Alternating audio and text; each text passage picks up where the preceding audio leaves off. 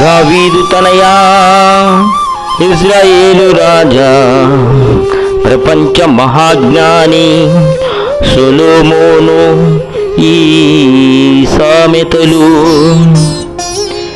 బుద్ధియు వివేచనయు ఆలోచనయు తెలివియు బలాన్ని భక్తిని దేవుడంటే భయాన్ని కలిగించే ఈ సామెతలు మానవ శరీరానికి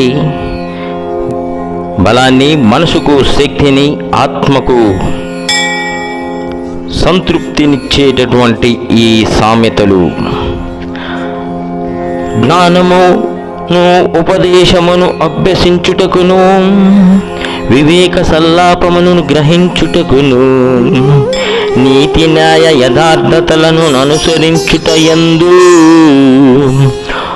బుద్ధి కుశలతలు ఇచ్చు ఉపదేశము నొందుటకును జ్ఞానము లేని వారికి బుద్ధి కలిగించుటకును యవనులకు తెలివియును వివేకమును పుట్టించుటకును తగిన సామెతలు జ్ఞానము గలవాడు విని పాండిత్యమును వృద్ధి నొందించుకొనును వివేకము గలవాడు ఆలకించి నీతి సూత్రములను సంపాదించుకొనును వీటి చేత సామెతలను భావ సూచిక విషయములను జ్ఞానుల మాటలను వారు చెప్పిన గూఢవాక్యములను జనులు గ్రహించెదరు.